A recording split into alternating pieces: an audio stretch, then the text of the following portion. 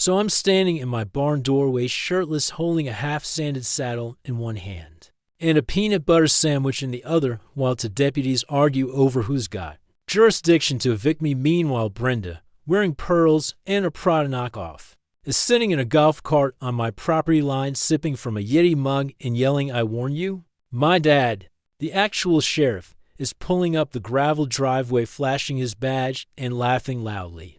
Now let me rewind a bit, because even I couldn't have predicted it would end up like this. I didn't ask to get into a border war with a suburban tyrant in white capri and a Chardonnay addiction, but when you push someone off their own land, change the locks on their barn, and turn it into your daughter's Pinterest wedding fantasy without so much as a phone call, yeah, you're going to get some consequences, especially when the guy you're messing with used to coordinate military supply lines across hostile zones and has nothing better to do on weekends than sand saddles and expose fraud.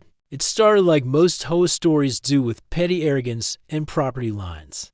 I live on the edge of a rapidly expanding suburb, the kind where new homes are popping up like mushrooms and HOA board members start thinking they're urban royalty. I've got 40 acres of what used to be my granddad's ranch, a house I restored myself, and a barn older than most of the neighborhood's infrastructure. The HOA tried to annex my land 2 years ago, tried to say their jurisdiction extended past the development and into my western pasture. That got laughed out of county court, but Brenda, our self-appointed queen of the HOA, never quite let it go. Brenda first approached me 6 weeks ago wearing heels completely impractical for dirt roads and carrying a color-coded binder thicker than my tax returns. She had this whole pitch rehearsed.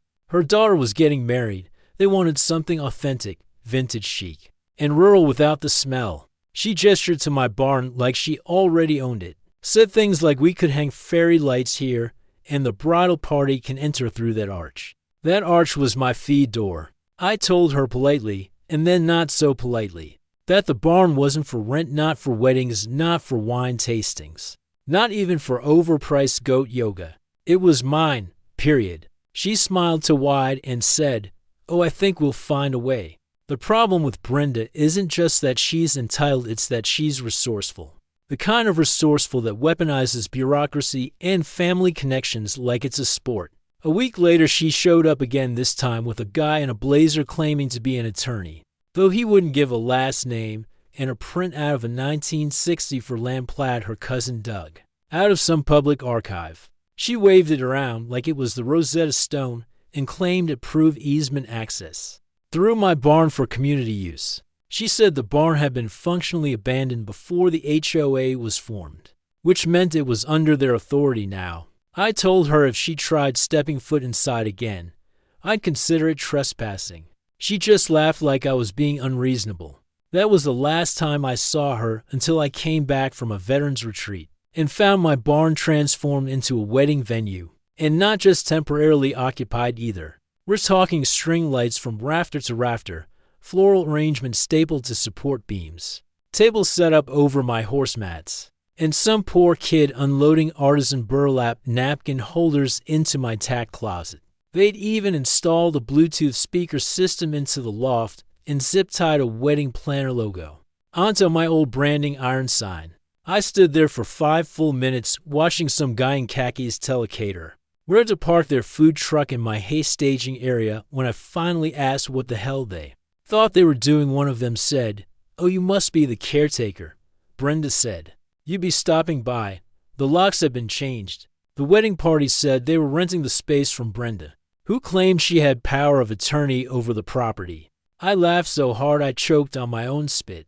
I walked around the back to the side door only I knew about used it when I was a teenager sneaking in for midnight rides, and stepped inside. My saddles, bridles, and old ribbons had all been shoved into garbage bags and stuffed behind a staff-only sign. There was a sign-in sheet on the feed table complete with a signature line that read venue host B. Wilmington Brenda, full name Brenda Lynn Wilmington, perfect. I didn't call the cops, not yet. I wanted them to finish, let the wedding go through, let them all sign receipts, leave their trash, their photos, their invoices. Let them establish clearly and publicly that this entire thing was done without my consent. The legal trail would write itself, and more importantly, the revenge would bake a little longer in the sun. I just documented everything: drone footage, photos, timestamps, receipts. My trail cams caught Brenda herself giving a tour saying, "We worked out an arrangement with the owner." The arrangement being apparently pretending I didn't exist. But the real kicker came the day before the wedding. I walked to my mailbox and found an envelope from the HOA inside a fine for unauthorized commercial activity. The nerve they had the gall to fine me for the wedding they illegally threw in my barn. That's when I stopped playing defense. I made a call to a friend, a fellow vet who now runs training for a federal canine tactical unit. They'd been looking for a new training site, preferably open, rural, and with a barn for mock drills. I told him I had just the place. So now we're back to today. The wedding went off without a hitch. Brenda cried. The bride posted photos with hashtags like rustic royalty. And the HOA board clapped like trained seals. And this morning, I showed up to clean. That's when two HOA deputies, fake rent cops, and press khakis tried to serve me an eviction notice for misuse of community resources, and that's when Dad showed up grinning like a fox who just saw the henhouse door left open. I asked one of the deputies where they thought they were standing. He said, "HOA property, sir." I took a bite of my sandwich, pointed to the county line marker 10 feet behind him, and said, "Then you might want to move your cart." Brenda stood up in her golf cart, red in the face, and yelled, "You'll regret this." And that's when a military Humvee rolled up behind her, followed by 3 more. Doors opened. Canine handlers stepped out with dogs barking and vesting up. One of them looked at me and shouted, "Where do you want the decoy target set up?" I took another bite of my sandwich, looked at Brenda, and said, "Let's start with the barn."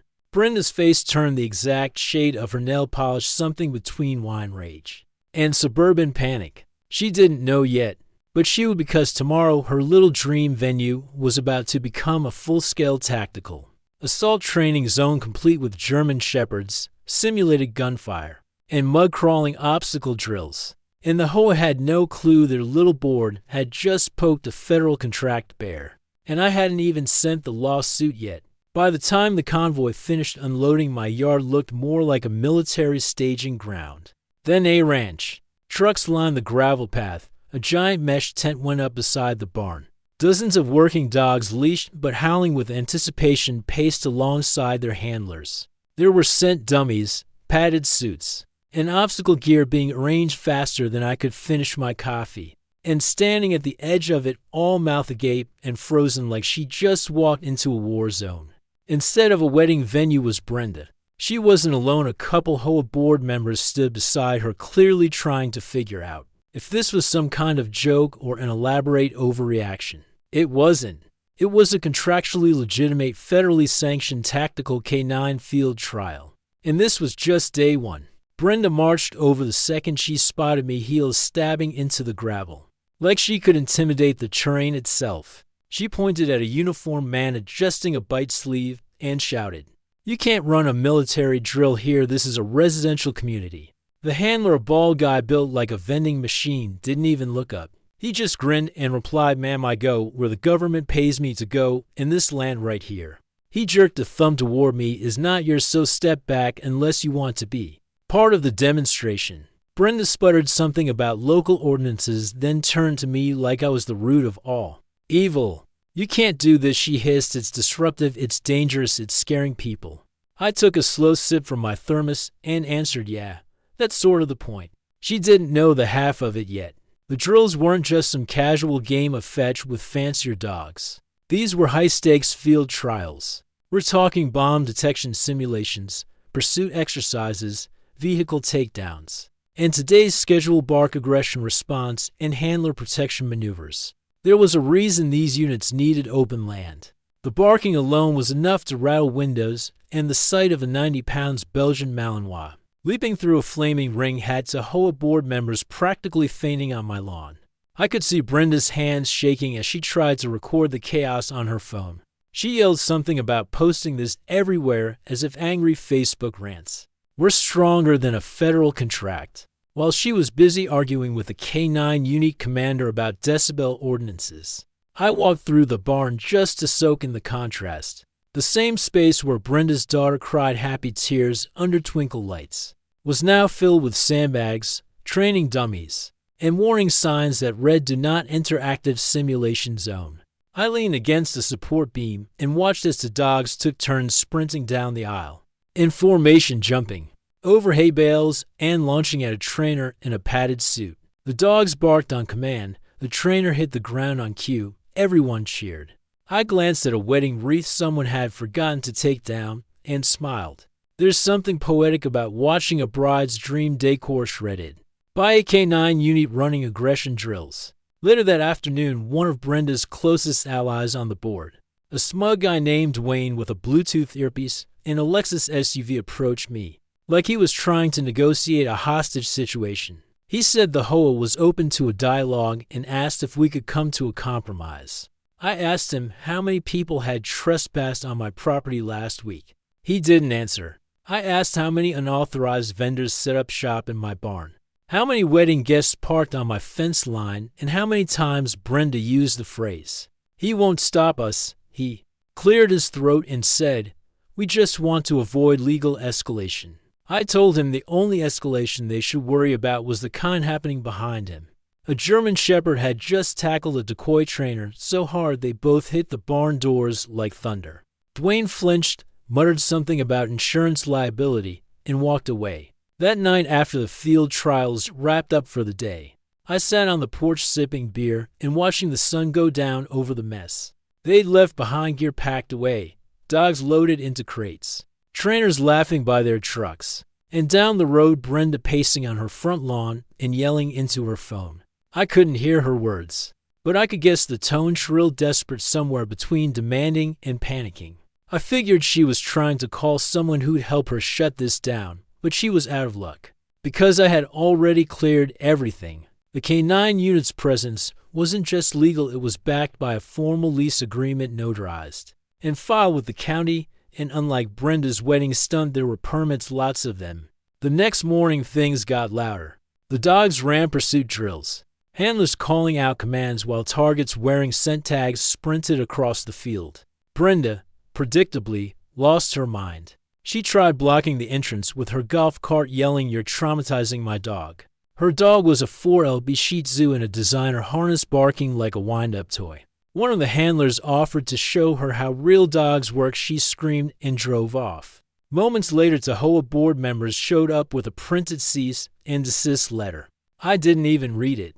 I handed them a copy of the lease, pointed to the county seal, and said, "Y'all can mail any complaints to my lawyer's office. It's right next to the county clerk." Who signed off on this? They left with less dignity than a drunk uncle at a rehearsal dinner. But it was what came next that really broke Brenda's resolve. She came storming down my driveway holding a manila folder. I could see from 10 feet away it was filled with photos her daughter's wedding. The barn covered in tulle and lanterns, printed screenshots of Instagram posts. She shoved it at me and said, "You've ruined everything. This was supposed to be the most beautiful memory of my daughter's life. And now everyone's laughing. She can't even post her photos without people tagging." Dog memes. I flipped through a few pages. Sure enough, someone had photoshopped her daughter's bouquet toss with a German Shepherd leaping in from them. Sighed. I laughed, couldn't help it. Brenda's voice cracked when she said, "Do you think this is funny?" I said, "No, I think it's justice." She tried one last Hail Mary, said she'd go to the county commissioner, said she'd file harassment claims, organize a protest, bring media coverage. I told her to go ahead. The K-9 unit had their own media team and would be more than happy to explain how this whole operation raised money for veterans suffering from PTSD. I told her the event already made enough in donations to fund 3 new service dogs for trauma support. Brenda blinked like the words didn't compute. Her protest was going to look like she was trying to shut down a fundraiser for disabled vets. Suddenly she didn't look so sure of herself. But just when I thought I'd seen the last twist for the day, one of the K-9 officers walked over with a clipboard, said they had a question about access routes through the West Pasture. When I asked why, he said, "We just got approval to expand next month. We're bringing in the drone detection division." I looked out over the field, then toward Brenda's perfectly manicured backyard where her Her drone had once hovered too close to my stable. I smiled and said, "Yeah, that'll be perfect." And just like that, a new chapter opened because this wasn't just revenge anymore. It was starting to look like a long-term arrangement, one that barked loudly. The next week started with rain and barking, lots of both. The K9 unit rolled in early Monday morning with twice as many handlers and dogs as before. Their drone detection team brought in towers, motion sensors, and a portable command trailer that looked like something out of a sci-fi movie. Brenda, already on edge after last week's spectacle, saw the new setup and went full meltdown. She marched across the property line before sunrise with a whistle around her neck, like she thought she could referee a federal contract. She got about 20 feet and before a handler raised a palm and calmly told her she was trespassing on secured training ground. Her response was to blow the whistle repeatedly loudly, which immediately triggered half a dozen dogs into alert mode.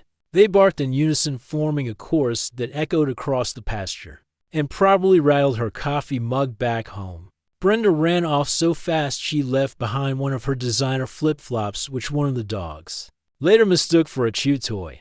I didn't stop him. Later that morning, my buddy from the training division pulled me aside with a grin. He said the footage from last week's field drills, especially Brenda yelling, while German shepherds conducted precision takedowns in the background, had gone semi-viral in one of their internal vet forums. They wanted to keep using the barn not just for seasonal training, but as a potential regional facility. That meant fencing upgrades, a permanent gear shed, and monthly rent payments to me, real money, not whole monopoly fines. I told him to draw up the papers. Meanwhile, Brenda was on a crusade. She'd shifted from trespassing to tech warfare. The HOA board was now mass emailing the neighborhood warning of increased military presence, noisy operations, and threats to community tranquility. I responded by mailing every resident a flyer about the fundraiser efforts tied to the training event. The front page featured a photo of a veteran with his service dog, and the tagline, "Protecting those who protected us." Brenda's email campaign folded within 2 hours. It wasn't just the dogs that were getting trained. I started noticing the subtle shifts in the neighborhood too. Neighbors who once glanced away when Brenda strutted by with her clipboard were now giving her wide berth. Her power was eroding and fast. She called an emergency HOA meeting to address ongoing ranch disturbances.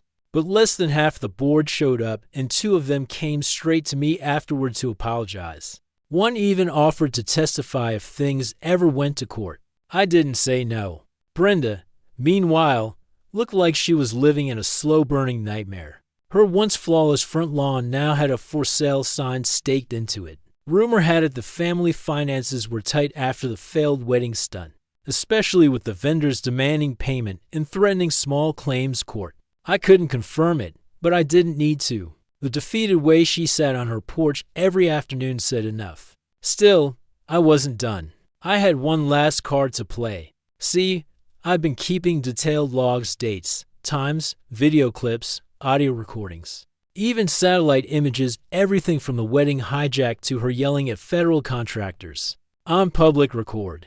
I compiled it all into a tidy packet and mailed it off to the county prosecutor's office, with a polite note about potential civil violations and fraudulent easement claims. A friend in the clerk's office told me later it landed on the prosecutor's desk, with a bright sticky note attached that said, "You're going to want popcorn for this one." While the legal wheels turned, life on the ranch rolled forward. The K9 team expanded, and more vets started visiting for community events. We hosted a demonstration one Saturday that drew in dozens of families. Kids watched in awe as the dogs performed rescue drills and crowd control maneuvers.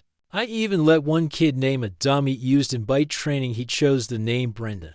I didn't correct him. It all culminated in a visit from the local news. They wanted to cover the unique partnership between my ranch and the K9 training unit, highlighting how community resource was being used for something greater than HOA picnic, planning and ornamental lawn regulation. When the camera crew asked me about the barn's previous use, I just smiled and said it used to be a wedding venue briefly without permission. That part didn't make the cut for the segment, but the anchor laughed so hard I figured the message got through. Brenda must have seen the broadcast because the next morning she drove by in her Range Rover, and flipped me off from behind the wheel. I waved. A week later, the letter came. The prosecutor was officially investigating the HOAS misrepresentation and potential zoning fraud tied to the wedding event. Brenda was named personally. The other board members had already started jumping ship, issuing public statements, distancing themselves from her decisions. The woman who once ruled the HOA with a fake smile and a threat behind every cupcake sale was now looking down the barrel of civil litigation and a shattered social reputation. And yet, she still hadn't learned. I caught her on my trail cam one night walking near the property line with a flashlight and clipboard, muttering to herself, probably trying to find some obscure ordinance to latch onto. I forwarded the footage to the sheriff's office. My dad texted me a few hours later, tell her next time she wants to sneak onto land under federal lease, maybe don't wear her HOA name badge. But the final blow came from someone else entirely, a wedding photographer. One of the vendors stiffed by Brenda during her grand barn heist reached out to me. She'd been subpoenaed and wanted to cooperate fully, sent me every message, email, and text, where Brenda claimed she had my written permission, even had a voice recording of Brenda saying, "We'll just say he agreed. What's he going to do? Sue? Pure gold," my attorney said. It was the cherry on top of an airtight case: damages, defamation, unlawful entry, the works. Brenda might have planned a wedding, but I was about to throw her a deposition party with a side of legal reality. The chapter should have ended there, but it didn't, because just as I was getting ready to finalize the countersuit, one of the canine handlers came up with a wild idea. A multi-day invitation-only law enforcement demo event, real officers, real drills, and a small public audience to raise funds and awareness. I asked him what he'd need. He said, just a barn, a field, and one pissed-off neighbor to motivate the dogs. I said I had just the setup, but as I looked out over the field, freshly mowed and lined with flags, I caught sight of Brenda staring from her porch binoculars and hand rage simmering under a carefully styled bob. She didn't know it yet, but her worst day was still coming, because soon the HOA would be getting a certified letter explaining why their board charter was about to be legally challenged. Turns out, when you falsify jurisdiction and trespass on private land under false pretenses, there are consequences, and I had every receipt. The certified letter hit the HOA office the following Monday, landing with a legal thud that reverberated through the entire community like a drop gavel. Inside that envelope was a formal notice of legal challenge to the HOAS charter, accompanied by over 100 pages of documented misconduct, including the unauthorized wedding, illegal trespass, fraudulent easement claims, and multiple civil violations. Brenda's name appeared on nearly every page. By Tuesday morning, 3 board members had resigned. One of them quietly slid an apology letter into my mailbox and included a Starbucks gift card like that would somehow balance out the fact that they tried to evict me from my own land. I kept the letter and gave the card to one of the dog handlers. Brenda, however, didn't go quietly. She showed up outside the barn the next day, flanked by a local real estate agent and a man holding a folded measuring wheel. When I asked what they were doing, she screamed, "Property reassessment. We believe your structures extend beyond acceptable zoning standards." I didn't even answer. I just walked past them, opened the barn door, and let out a group of high-energy Malinino amid training. The real estate agent nearly tripped running to his car. Brenda didn't say another word. She just stood there shaking like she had frostbite in July. The escalation didn't stop. Brenda submitted a formal noise complaint to the county, then filed an anonymous report with the state's Department of Environmental Quality, claiming my barn runoff was contaminating the neighborhood's water supply. Both reports were tossed out within 48 hours, especially after the county inspector drove out, shook my hand, and said my kid's a dog handler, to keep doing what you're doing. Still, Brenda wouldn't let it die. She switched tactics this time, trying to drag her daughter into the chaos. The same daughter whose wedding she'd hijacked my barn for in the first place. Apparently the girl had no idea Brenda never got my permission, and now she was being hounded online, with memes of her flower toss overlaid with captions like "coming in hot" and "K9. Ring bear next time." I felt bad for her. I really did. I sent her a handwritten letter, told her she wasn't the enemy, and then I hoped her next celebration came with honesty and an actual venue contract. Meanwhile, the K9 event was picking up steam. Word spread fast, and soon we had departments from 5 different counties asking to participate. Local businesses chipped in for sponsorships, and one guy from a tactical gear supplier offered to build out the barn side room into a full demonstration suite. The best part, the whole thing doubled as a fundraiser for veteran service animals. We had families lining up at the fence just to watch the dogs run. The energy was so wholesome it felt untouchable until Brenda tried to sabotage it. The night before the big event, one of the generators went missing. Then the dog food bins were slashed open, the kibble soaked with a sticky liquid that smelled like bleach and motor oil. It wasn't subtle, someone wanted to ruin things. Fortunately, I had 24-hour trail cam coverage. The footage caught a figure in a hoodie sneaking across the pasture line after midnight and slipping behind the barn. The footage wasn't perfect, but the posture, the walk, even the shoes, it was unmistakably Brenda. I turned the footage over to the sheriff's office. My dad didn't even try to hide his smile when he took the USB. He knew where this was going. Tampering with federal property, interfering with law enforcement training, an animal endangerment that was more than hoa pettiness, that was criminal. 2 days later, Brenda was served a summons. The Hoa held a public emergency meeting where the board voted unanimously and on camera to remove her from all positions effective immediately. She screamed something about vendettas, claimed I was a manipulator who used dogs as a weapon, and stormed out of the community hall with her purse flapping open and papers flying behind her. A kid picked up one of the pages and handed it back to me. It was an old map, the same one Brenda used to justify the original barn hijack. I folded it once, dropped it in a trash can, and walked out. The K9 event went off flawlessly. Hundreds attended. The barn was lit up with string lights and flags, and the field was marked with obstacle zones and demo areas. Dogs performed simulated searches, building entries, and live takedowns on padded suspects. We had food trucks, a raffle, and a donation booth that raised over 20 grand for service dog placement. A veteran stood on the back porch of the barn during the closing ceremony and gave a speech about how his K9 saved his life more than once. People cried. Hell, I almost cried.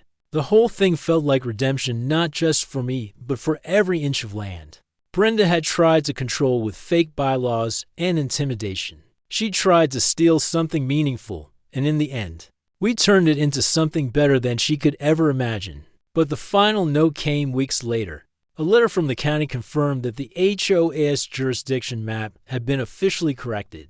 My land, my barn, and every square foot of my property was now legally and permanently excluded from the HOAS future planning, enforcement, or oversight. No fines, no surprise inspections, no Brenda. The cherry on top, the Realtor sign on Brenda's lawn finally changed to sold. I watched her drive away that day in a moving van caravan, her golf cart strapped to the back of a trailer. I raised my coffee in a mock salute as she passed. She didn't look up. She never did figure out that all she had to do was ask, but instead, she trespassed, she lied, and she lost. And now every time a new batch of tactical dogs sprint across my barns, training lanes barking in unison while kids cheer from the fence line, I think of Brenda somewhere out there in a smaller neighborhood with no barns and no sheriffs. She's probably trying to plan another wedding, but not here, never again. Here, this barn has a new legacy now.